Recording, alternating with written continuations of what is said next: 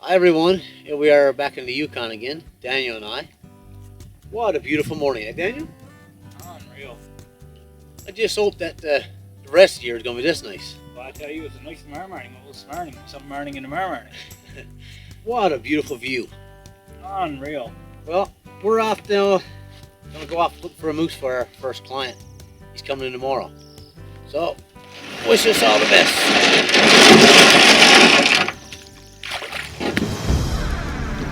For the past 7 years, I've had the chance to hunt in a place that much of this world knows very little about.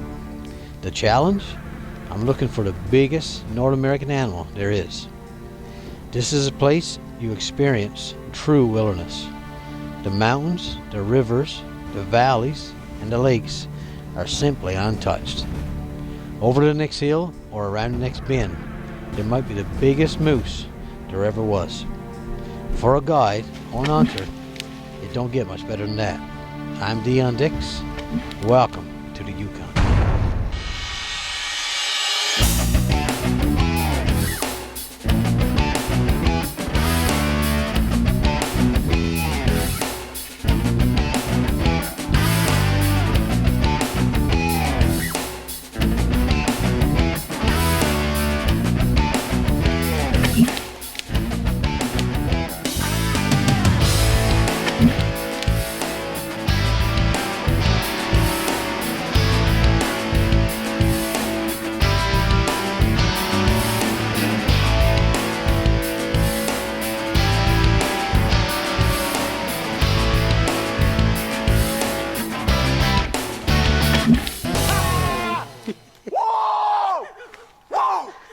Such a beauty!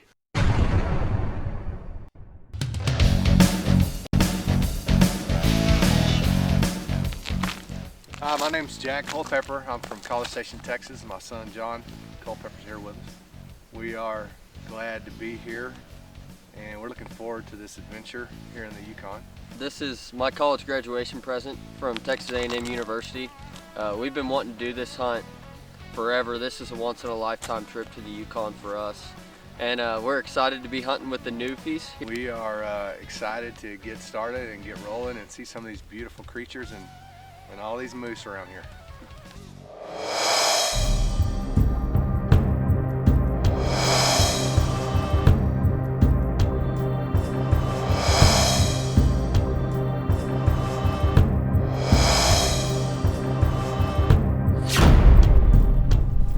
Two days before the boys showed up, I was up the lake checking a trail camera that I had put out right beside this little river. And just as I left the boat, I heard a bull grunt. And as soon as I got some elevation to look back downstream, here was the monster that I seen the first few days that I was in the Yukon. I seen this big bull by himself. I got it on Liz's hunt actually. But now he's not by himself anymore. He got a cow and two calves. I just had to try and get closer to see if I can get some better footage. As you can see, even though he's huge, it's no trouble right away as the cow and calves were feeding in the river. I've seen this bull from a little trail that we walk from time to time, and was just lucky that I seen him when I did, because he was down to the river to get a drink. And now, ever since I got close to him, he's been back in the trees and just waiting for the cow, I guess, to get in that mood, because the rut was pretty near at the peak. So just unreal how much patience they got, just waiting for the right time.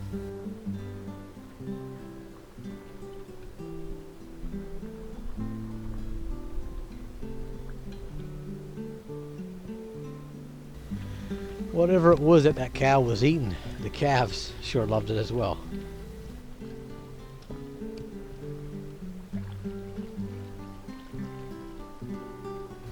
This little calf in front, he was the most cautious one out of the four. You would think that he'd leave it up to the bull or the cow to be on guard, but every time I made a little tiny movement to try and get comfortable, he was watching me and always would catch me.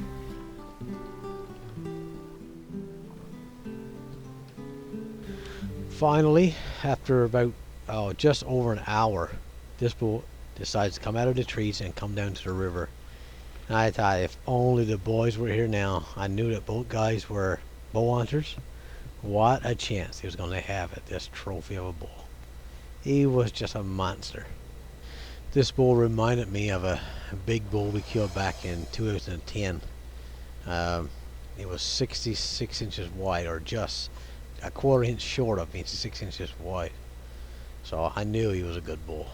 I'm sure both were from the same gene pool. Of course, that dry tree had to be in the way as I was trying to videotape him doing the lip curl, checking to see if the cow was ready or not. It was pretty nice to see.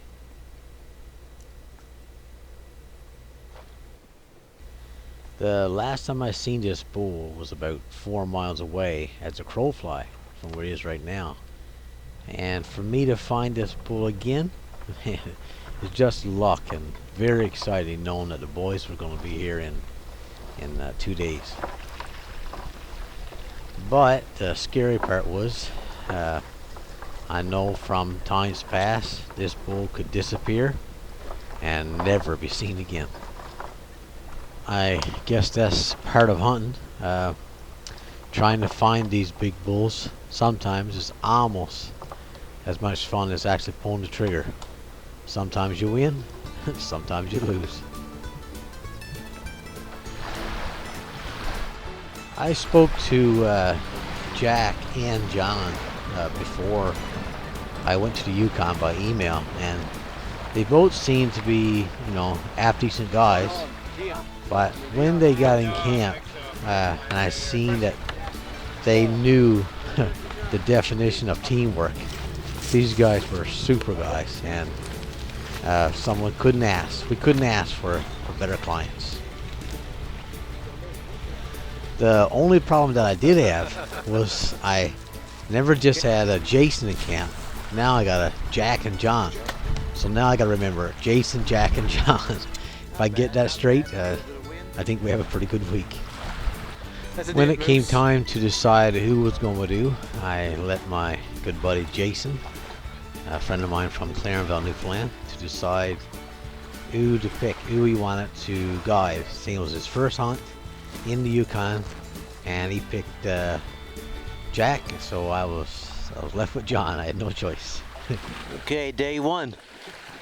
Me and John is going down in a secret spot. Can't tell everyone where we're going, of course. And it's bright and early. We'll get there just daylight. We've seen a big bull down there a few mornings ago, so hope we're going to find him. Ready for this, John? That's right. Let's go. Perfect. We had about a 6-mile drive in boat to get down to where we seen that big bull a couple days before the boys showed up. So all 4 of us was going down, and we just wanted to make sure and try and cover as much area as possible to try and find this big bull before he got too far away from the lake. Okay, guys, what's the plan here? First day, we gotta find a moose. We were now standing in the same spot that I seen that big bull a couple days before the boys got here. We have a trail cut that follows along parallel with the river, but just in over the ridge just a little bit, maybe 400 or 500 yards. So the decision was made: 2 guys would walk the trail, and 2 guys would follow right on the river along by the shore. So me and John picked the river, and Jason and Jack followed the trail. Here's the good stuff again. We got to put this on. Well, even though we tried our best, we covered as much area as we could actually cover in the morning, and tried our best little stunts. It just never worked. We didn't see a thing. Okay, it's morning of day 2. Beautiful one. Looking across the lake to, as you can see in the distance, a big burn. And all we see is It's a cow and probably is a small bull, we're not sure, but he's very tiny. He's way up inside the ridge. So, and he's too small anyway, so. But I gotta keep looking. It's just day 2. We've seen 3 moose up to this point. Is that right, John? That's right. 3, right? Find them. Oh yeah.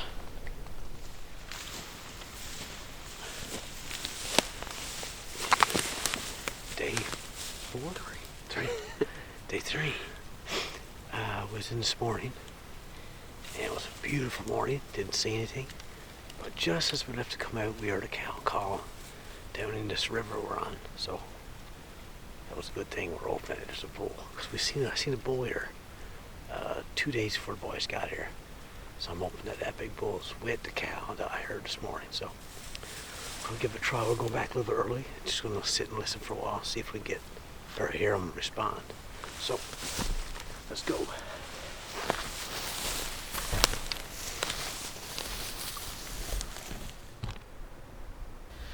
Well, when we got into the area where we thought the cow would be, we wouldn't there 15 minutes. I had done a bit of calling and I looked across a little droke, we would call it, and there come this bull. But you know, it's not a kind of a bull that you're looking for in the Yukon. Nice to see, but just not big enough. So we enjoyed watching them and calling them, and they come right over. And I'm sure if we wanted them, we could have easily got in range of them, but we just let them come so far and quit calling because I didn't want to come too close and then run away. Never know, there could be more moose in the area, and I didn't want them to spook another bull if he was close by. This was John's first sighting of a half decent bull moose, and it was good for him. He got a chance to see how it all works out and how the bull comes into the call. And now when he gets a chance at the big one, he'll be all prepared and know what to expect.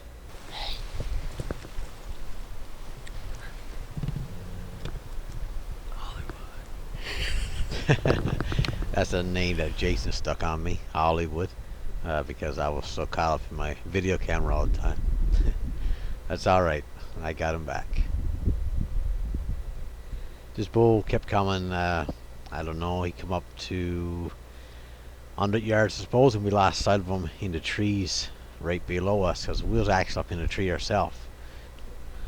Well, we waited for just about dark that evening, and again, no luck in finding that big bull. Cold one, clear, so everything is looking good so far. Everything was going good. It was just absolutely beautiful weather and great group of guys, and we just needed to find some bull that was worth going after. We did manage to find a cow, but as far as we know, she's all by herself. It's just one of those mornings again. Beautiful, but just never had no luck. On the evening of day 5, we seen a good bull, but he was traveling by himself, and we just ran out of time. We couldn't make any plans to try to get closer to him. So now we're back on the morning of day 6, and we found him again. We think it's the same bull, but this time he's bedded down. There's the bull we want. Long ways away. Oh, that's 60 times zoom right there. He's bedded down, but it's hard to see for sure how big his antlers really are. I was wishing he was facing me. You can see his antlers. Get a better judgment when he's facing me, but he's kind of back on. So I tried to call to him. I don't even think my voice reaches out there. So, but I think he's a big bull.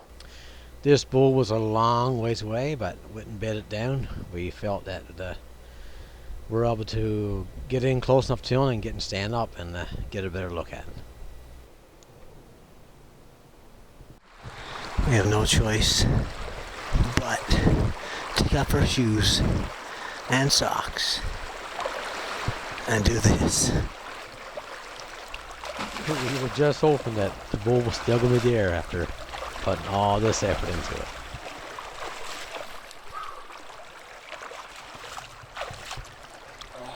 You did it. Hey. How'd that feel? My feet are like blocks of ice. Okay, we're about 350 yards away, maybe 400 from where we last seen the bull. We're trying to get closer. Any comments? River water in the Yukon is cold. When we got maybe 300 yards from where we seen him last, I done some calling and finally got a glimpse of him coming straight toward us. If we couldn't see this bull, man, we would never know he was near. He was hardly making a sound. Somewhere about right here, I guess that he was roughly 60 to 65 inches, somewhere in that bracket. And John just made up his mind that if this bull got within bow shot, he was going to take a chance on him and let that big one that was haunting us that we couldn't find anymore, let him go and just focus on trying to get this bull here. He was actually in bull range right now, but just too much trees in the way. We just couldn't get a shot. John left his rangefinder back at the camp. He just forgot it. But if this bull kept coming the way he was, we wouldn't gonna need no rangefinder. He was gonna be plenty close.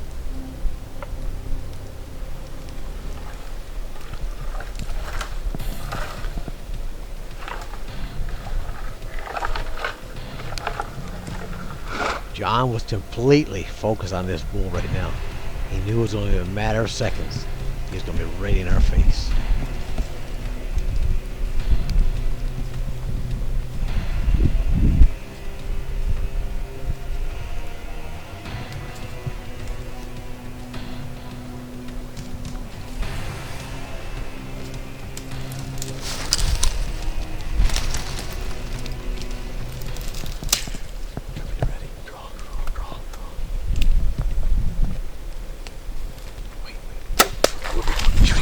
Shoot.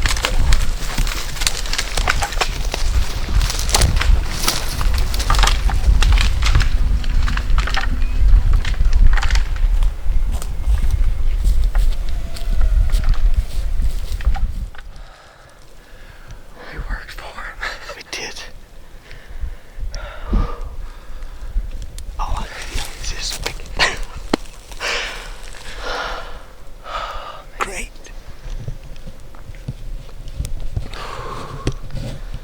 Okay, we're going to give it a few minutes here and we'll see what happens here. That's a big old bull. Oh, man. Crazy. I tried to get a second arrow, but he was Oh, going. too fast, yeah.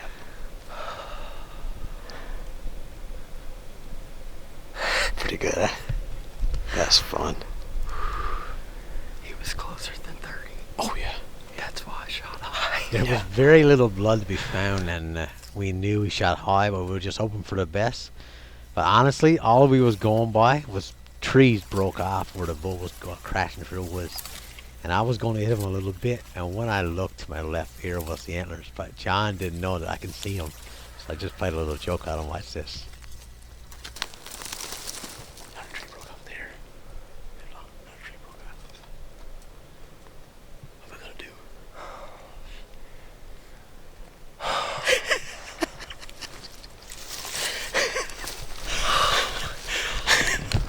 I can't believe it. I just seen the antlers sticking up. Scared me. Okay, I'm gonna I walk should over. have known with the stupid Stay, game. wait, stay here. Man. Did it. Barely. Oh my I goodness. was nervous as hell. No blood? Very little blood. Specks. I've hit a deer right there in the brisket, and it bleeds just like that, like a drop.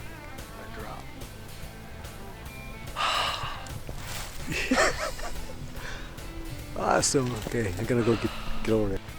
Here comes John after a nerve-wracking blood trail. Swing it my way, buddy. And count the points. Once you get it up. Everyone. 1, 2, 3, 4, 5, 6, 7, 8, 9, 10, 11, 12, 13, 14, 15, 16, 17, 18, 19, 20, 21, 22, 23, 24, 25. Wicked. Nerve-wracking. Oh no. Oh man. 25 pointer. Wicked. Look at a nice color, eh? Mm-hmm. He's dark. Well, boys, we're low on light here. We've got to get this cleaned up and get back to the boat. Congratulations there, John, buddy. It's been hard. What, Oh, man. 6, 7 days? 6 days? Put on some miles in those 6 days. I would say. Yeah, we'll get some better pictures here shortly. Thank you, Dion. No problem. Love it. We had just enough time to take a few pictures of this great bull. I'm sure John is going to be remembering this day for a long time, and come back in the next morning and took all the meat out, and of course, like we always do, the antlers was last to go, and of course John had to carry those antlers out. Congratulations once again.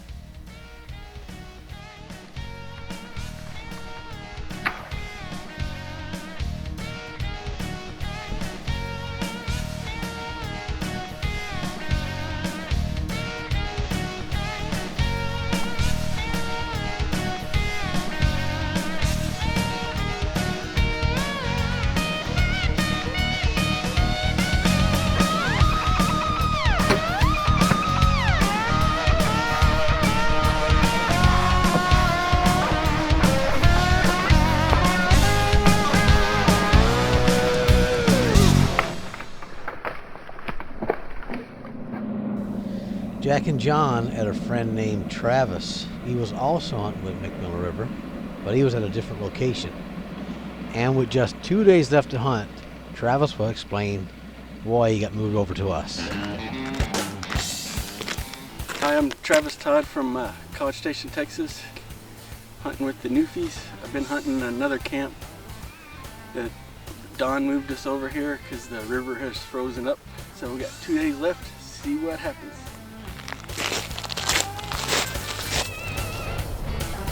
Of course, this was going to be a really rushy hunt, and I thought if Travis was able to keep up with us Newfies, we was going to give it our best shot to get on a bull moose. We didn't see anything in the morning, but now it's late in the evening, and we're going into the river trail that I took John and Jack on their first day hunting. We walked all the way to the end of the trail, and I got up in a tree so I can see better, and Travis stayed down on the bottom, of course.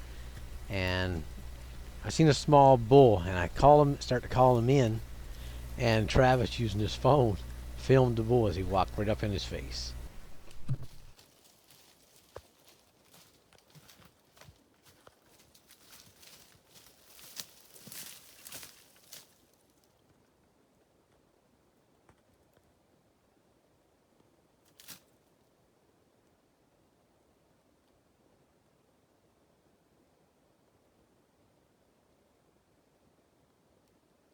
He wouldn't mind going back where he come from when he realized we wasn't a moose.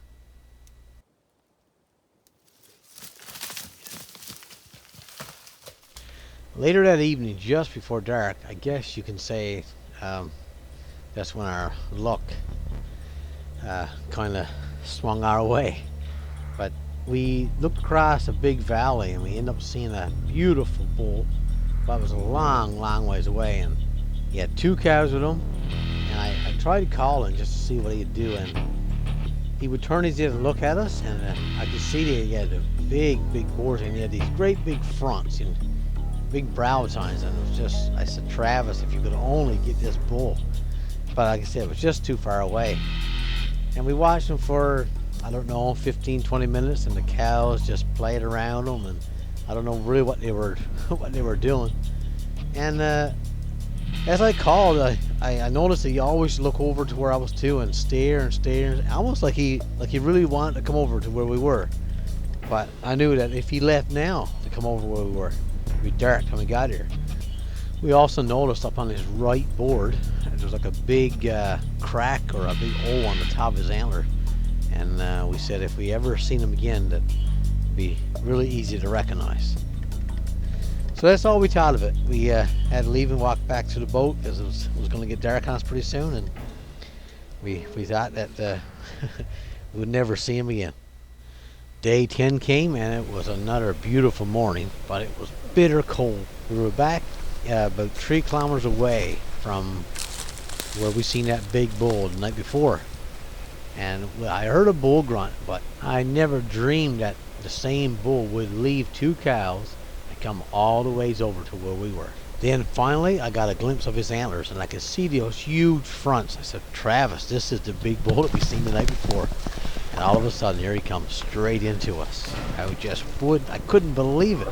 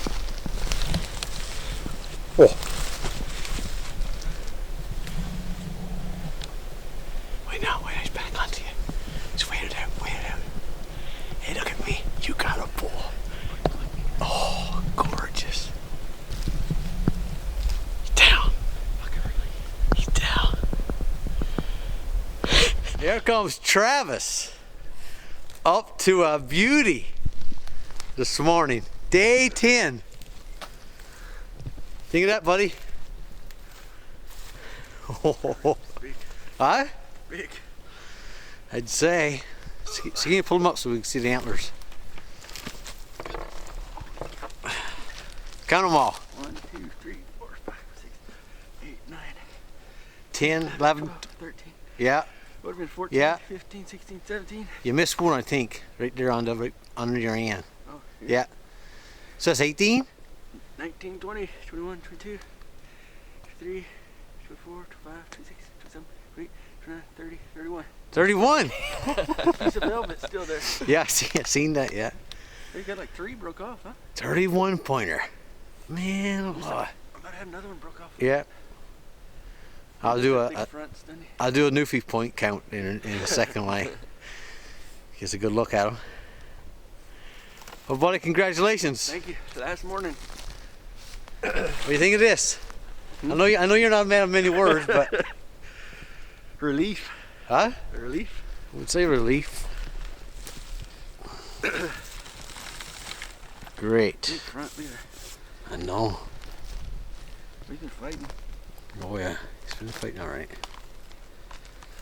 The shots come out good on this side.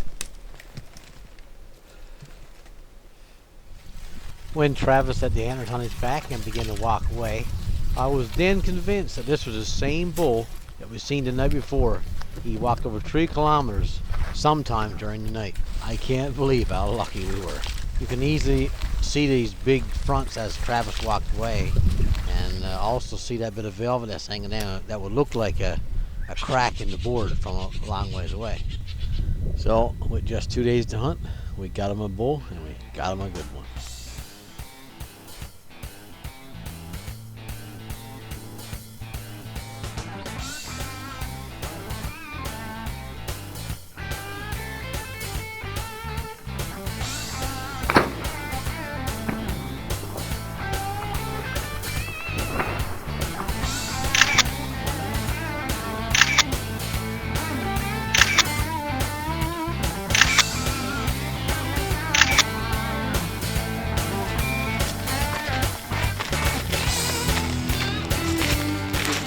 So here's our last day bull with Dion, the moose whisperer. Last morning bull. Did it in 2 days. Well, I got mine day 6. It got shipped out whenever Travis came in. We had an amazing experience here in the Newfie camp. For anybody thinking about coming to the Yukon, I couldn't suggest anybody anymore. My dad and I had a great experience, and it was a once-in-a-lifetime adventure for us.